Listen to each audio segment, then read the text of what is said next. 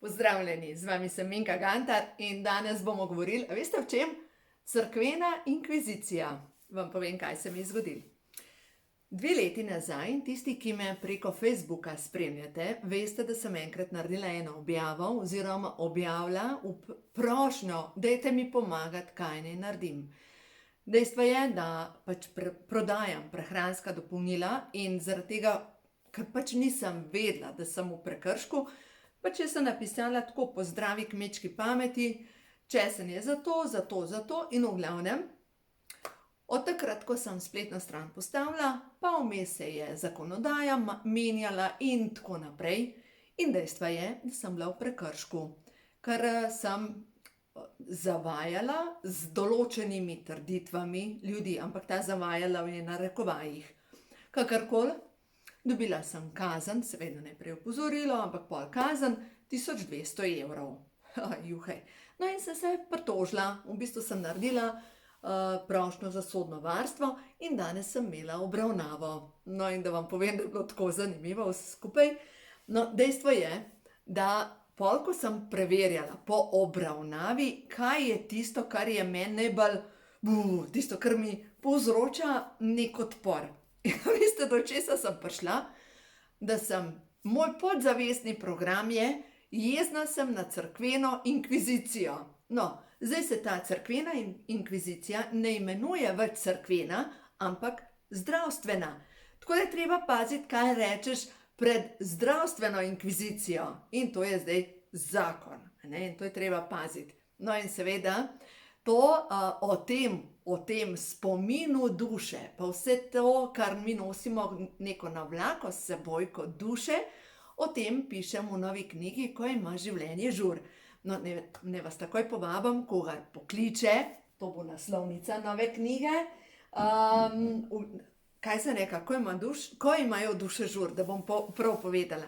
V glavnem, v novi knjigi, Ko imajo duše žur, pišem o teh dušnih zaobljubah, o nekem sovraštvu, ki ga duša vlači s seboj. In očitno je bilo meni dano videti 2 moji življenji, kjer sem bila obsojena strani cerkvene inkvizicije. Eno življenje je bilo povezano z beneškimi kurtizanami in v glavnem takrat, sploh kdor je gledal film Beneška kurtizana, lahko ve, kako se je zaključilo vse skupaj. Dejstvo je, da na koncu so bile kurtizane, to so bile v bistvu umetnice, ki so bile tako kot gejše, ampak so bile izurjene tudi v najstarejši obrti. V glavnem, dejstvo je, da na koncu so bile one krive za kugo in na koncu so skoraj vse te kurtizane pobesili, zaradi tega, ker je bila to kuga kot božja kazen. V glavnem, poglejte si film, preberite knjigo, zelo dobra zgodba. In če je vaše življenje povezano s tem, da ne morete reči ne, da se preveč razdajate, kaj pa, če ste bili v enem življenju kurtizana ali pa prostitutka in zaradi tega ne morete reči ne. Druga stvar, če imate prepričanje, da je prodaja prostitucija, vam povem, da sigurno ste bili ali na eni strani, da ste se razprodajali, ali pa na drugi strani, kjer ste obsojali vse tisto, kar je prostitucija. In zdaj, če imate ta program, pač ga boste počistili z zdravilno molitvijo dekodiranja. No, potem pa v teh mojih meditacijah sem pa videla še eno drugo življenje, kjer sem bila pa obsojena strani cerkvene inkvizicije in sicer bila sem nuna, vedno sem mogla klečati in verjamem, da verjetno je spomin duše privlekel v to življenje, to, da so me neprestano bolela kolena in to že kot majhnega otroka.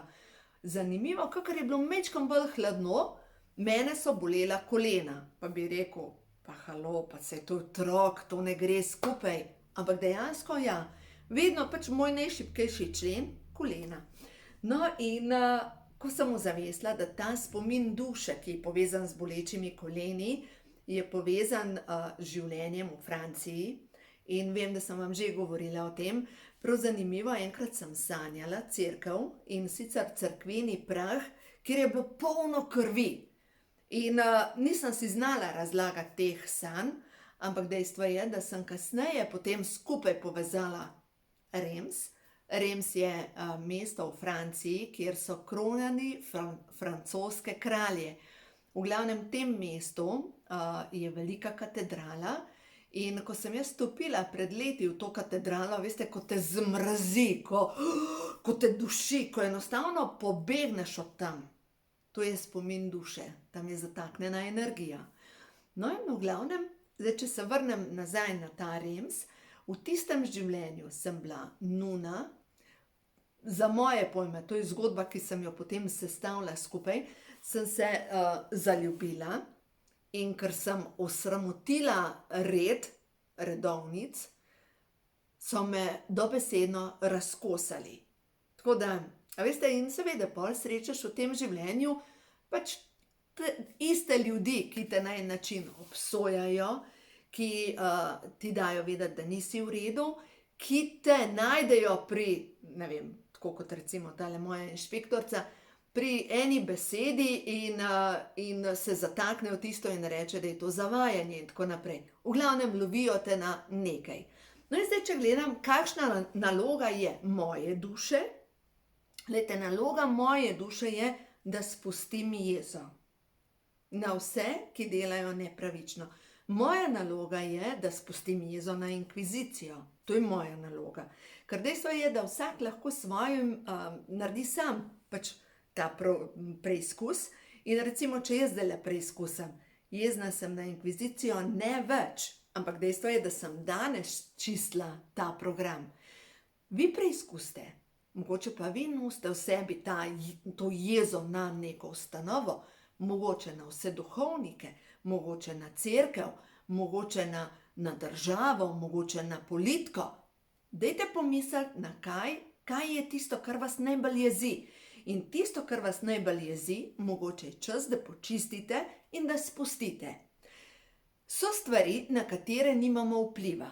Recimo, jaz nimam vpliva na to, dobro, seveda imam vpliv, da naredim v skladu z zakonodajo, ampak glejte, nekdo, če hoče poiskati, kaj rečejo, dlako v jajcu, jo bo našel. To je dejstvo.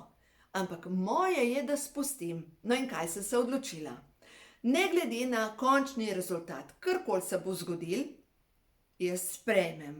Če bom mogla plačati kazen, jo bom plačala. Nam rekla, da lahko, ampak bo že prišel denar.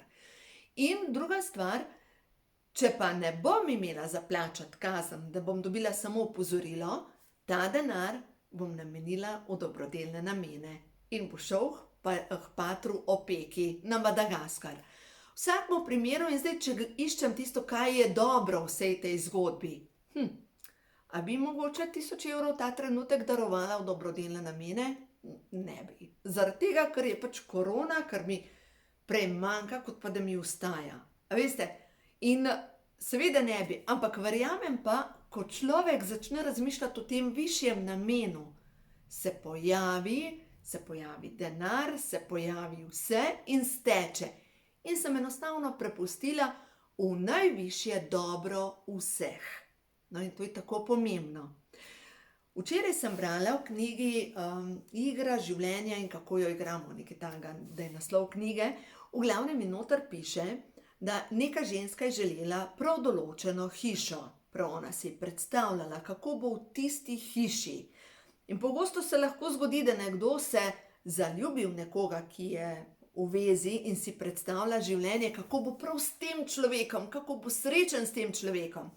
V glavnem, njena želja je bila tako močna, da je kasneje, ne vem, v roku 1 leta, 2, lastnik hiše umrl, ona je prišla do te hiše, ampak v kratkem je tudi njen mož umrl in v bistvu je bilo to tako grenko darilo. Ni bilo nekaj tistega, kar bi bila ona res potem srečna s tem darilom. In potem piše naprej, kako bi ona pravilno formulirala ta stavek. In bi rekla, če je v najvišje dobro vseh, jaz si želim, da bi enkrat živela v taki ali pa v podobni hiši, kot je ta. In ona bi si lahko slikala svojo srečno bodočnost v taki hiši, ampak ne bi bila pa obremenjena prav s to hišo. No in ravno tako je pač v partnerskem odnosu. Se mogoče nekdo zaljubi v nekoga, ki je v vezi in si sebe predstavlja prav s tem človekom. Namesto, da bi formuliral in rekel, želim si tak partnerski odnos, kot ga ima ta človek. Ali pa želim si podobno energijo, kot jo ima ta človek, ne pa prav tega človeka. Se pravi, naj se zgodi Božja volja, ne moja. No, pa naprej, še danes. So se pogovarjali pa z odvetnico, luštna gospa, tako sem hvaležna. In spet, lejte, mogoče če ne bi se to zgodilo, ne bi prišla do te simpatične gospe. No in sva se pač pogovarjali čisto o življenjskih zadevah. Ona ima še majčkene otroke, jaz imam itak že odrasle. In je rekla, joj, pa ti otroci nikdar ne veš, kdaj je meja. Kdaj kdaj te izsiljuje, kdaj je pa zares, recimo, da ga nekaj boli. Je rekla, ton je isti, vse isto in nisi dovolj pameten. No in sem rekla, pač jaz lahko govorim samo iz svojih izkušenj in eno stvar nam nikdar pozabila, jaz kot otrok. Ko sem bila otrok, vem, da so me enkrat ušesa močno bolele, oziroma so me večkrat bolela ušesa. Veste, otrok, če ga bolijo ušesa, ne želi poslušati tega, kar je v družini. In zdaj, če je v družini neprestano nek prepir, če so te težke besede, in jaz vem, da je bilo v bistvu pri meni, je bil odpor na energijo družine in zato se je to odražalo pri bolečih ušesih. V glavnem, mene je bolelo uho. In sem potožila mami, da me boli uho in je rekla, daj, no, tako te pa res ne more boleti. To pa ne more te boleti. In v bistvu spomnim se, da takrat sem pa šla jokati v eno blazino, ampak sama sebi sem pa potem rekla, če moj otrok toži, da ga nekaj boli, jaz mu bom verjela. Ker v bistvu s tem ne gre se za to, a me ovija okrog prsta ali ne, gre se za to, da gradim z njim odnos, se pravi z njo odnos. In gradim odnos, da se lahko obrne na mene. Gradim odnos, da mi lahko zaupa. Zdaj nam reka, da sem svetnica, ker nisem, ker se itak vsi učimo, tudi jaz, normalno, ampak imam pa lep odnos z mojimi 3 hčerkami. In sem vesela, ker ja, mi zaupajo. In res sem vesela in res sem ponosna. No, druga zadeva, kar sva se pa potem pogovarjali še s to gospo, z odvetnico, sva pa se pogovarjali prav o partnerskem odnosu. No in je rekla, joj, midva z možem skrbiva za otroke, hodba v službo, eno drugo in nisva si še vzela enega vikenda samo za sebe, pa otroka sta stara 7 in 5 let. In sem rekla, lejte, če bi mi odrasli želeli res ohranjati lep partnerski odnos, bi si brez slabe vesti vzeli enkrat na mesec, eno noč, da prespimo izven svojega doma. Samo eno noč. Dajte pomisliti, da gresta vidva z možem, ne vem, na Blegoš in gor prespita in naslednji dan gresta v dolino. Dajte sama, brez da skrbita, kje so otroci, kako bosta nahranila mladiče, da sta samo vidva. Če gresta, ne vem, kamorkoli, ampak to se gre eno noč na mesec. Si vidva vzameta za sebe, zato, ker dejstvo je, da sta vidva prva celica. Vidva sta tista, ki sta prvi temelj, ki gradita potem zdravo otroštvo vajinim otrokom. In tako kot sem v prejšnjem videu govorila, ali znamo reči ne, dejstvo je, da je ta prvo treba sebi natakniti masko, potem lahko drugemu damo šele kisika, če strmoglavljamo. In ne pripeljati svojega odnosa do tega, da začne strmoglavljati, dajte si prej že tiste samo en popoldne, eno noč, eno dopoldne. To je en dan na mesec, si posvetita sebi. To ni povezano z denarjem, to je povezano z odločitvijo. Ker dejstvo je, lejte, zdaj se bo ogrelo, tudi če vzameta šotor, pa gresta šotorit nekam. Lejte, gre se za to, da vidva gradita vajin odnos. Tako da poznam kar nekaj parov, ki znajo to narediti za sebe, in poznam še več parov, ki nič ne naredijo za sebe. Samo so dobri starši. In bolj kot si dober starš, bolj greš ti kot odnos, a ne vajin odnos gre narazen. Nenazadnje, Jaz sem bila poročena 25 let, nekaj mogoče vem o tem in vem, kako je, ko zakon pristane na čereh. Tako da, ne bi o tem, ampak dejstvo je, da v vsakem primeru, če čuta, da sta vidva tista, ki želita vajno celico ohraniti, delajte v tej smeri. No, zdaj pa, če gledamo še eno stvar, kar se tiče te celice, te družine. Z ljudmi se najdemo zaradi določenih karmičnih povezav. Odnosi so v bistvu ponavadi največ zaradi tega, ker nekaj imamo za predelati skupaj. Vsak rešuje sebe. Se pravi, nekdo, ki je polnoleten, ali pa vam raje drugo povem. Pride ena gospa pa reče, joj, moj je rekla, pa nič ne moram narediti. On že 1 leto, odkar je šel v penzijo, premleva službo v zameri. Je služba, kaj naj naredim? Ja, ljuba duša, on je odrasel človek, ti nič. Ti lahko poskrbiš za svoje dobro počutje in dovolj končno temu svojemu možu, da odraste. Ne moš ti njegovo življenje reševati, ker on je odrasla oseba in dovoljte, drage dame, da ti možje poskrbijo tudi za sebe, ker lejte, če mu pleničko menate, kako bo odrasel? Pa saj ne more. Zato dovoljte, da se kaj zgodi, da zrastete, da vidva skupaj zrasteta in ja, na koncu koncev je to potovanje v našem življenju, rast in razvoj. A gremo še na kakšno sporočilo?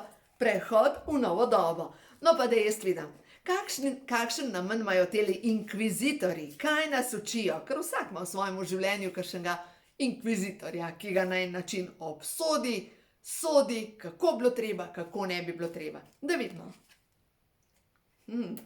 Zdravilni žarek teče skozi moje telo, jaz sem bitje luči. Dovolj, da sem kljub temu, da sem obsojena, še vedno bitje luči. Dovolj, da še vedno blagoslavljam in da še vedno samo spuščam v najvišje dobro vseh. Se pravi, se ne obremenjujem s končnim rezultatom, ne sodim, kdo je kakšen in drugačen, ampak samo spuščam. In seveda naredim to, kar je v moji moči, da stvari spravim v delovanje. Zanimiv, naslednja karta je prišla sodelovanje. V ljudeh, s katerimi sodelujem, iščem njihove moči, ne njihovih pomanjkljivosti. Nam reka, da je enostavno, takrat, ko ti nekdo stopa na živce, ne? Ampak dajmo prav tole 44 karto prebrati. Pozorna sem na to, kdo prihaja v moje življenje in kakšni občutki se mi porajajo. Dejstvo je, da sem jaz to naredila. Se pravi, ta gospa je prišla v moje življenje, zato ker sem imela še za počistiti jezo na cerkveno inkvizicijo, dobro, ki se zdaj imenuje zdravstvena inkvizicija. Ljudje so mi poslani kot angeli, da mi pomagajo. Na tej poti nisem sama. Seveda srečujem tudi ljudi, ki so okuženi s temo. Tudi te prepoznavam in jim dovolim, da grejo svojo pot. Tudi ti so mi poslani, da lahko vidim, koliko sem se že naučila. Blagoslavljam jih z ljubeznijo in jim seveda dovoljujem, da odidejo iz mojega življenja. Sejati, posipati ljudi z blagoslovom je sigurno najboljša zadeva, ker lejte, kakor smo v jezi, kakšen je, se veste, prasica pa še kaj. V tem primeru jeza se konekta z jezo in na koncu dobimo še več tega. No in čiščenje preteklosti. Osvobajam se starih vzorcev. Vse se zgodi z nekim namenom. Poglejte, prav, čiščenje, zdravilni žarek in sodelovanje. Še to sporočilo preberem. Ozaveščam, blagoslavljam in grem naprej. Zaupam vase in to zmorem. V meni je moč spremembe. Moje srce se zdravi, ko grem v naravo, k vodi in vanjo zmečem kamenje svoje bolečine. Ko objamem drevo, solze čistijo mojo dušo. Vse je tako, kot je prav, zaupam. Zaupam v veliki božanski načrt, zaupam v to, da sem tukaj na zemlji z namenom, da počistim svoje, kar imam za počistiti. Zase verjamem, da sem poklicana za to, da tudi vam pomagam, da počiste. In zdaj, če gledamo tole sliko, ta DNK, dušni DNK, ga lahko počistimo samo s tem, ko ozaveščamo svoje bolečine, potem naredimo zdravilno molitev dekodiranja in se v bistvu delček tega napolni svetlobo. In takrat v bistvu postanemo uravnovešeni med temo, med svetlobo in nas ne premetava več sem in tja, ampak samo smo. In vam povem eno mojo mantro, ki meni res pomaga. To je v bistvu ta Mojzesova šifra, ko si ponavljamo, jaz sem, ki sem. In si ponavljam, zdaj jaz bom zaprla oči, da mi bo lažje. Jaz sem, ki sem, veličastna jaz. Jaz sem, ki sem, veličastna jaz. Jaz sem, ki sem, veličastna jaz. Jaz sem, ki sem, veličastna jaz. Jaz sem, ki sem, veličastna jaz. V bistvu, ko dihaš, izdihuješ, vedno ponavljaš. In če sem jaz, veličastna jaz, pomeni, da lahko samo blagoslavljam in dovoljujem, da se zgodi to, kar je v najvišjem dobro vseh. In vem, da po velikem božanskem načrtu nikdar ne morem imeti premalo oziroma po velikem božanskem načrtu imam vedno dovolj. Vedno je dovolj, da lahko plačam tudi takele izlete, na sodišče pa še kaj, vedno imam dovolj. Blagoslavljam in grem naprej.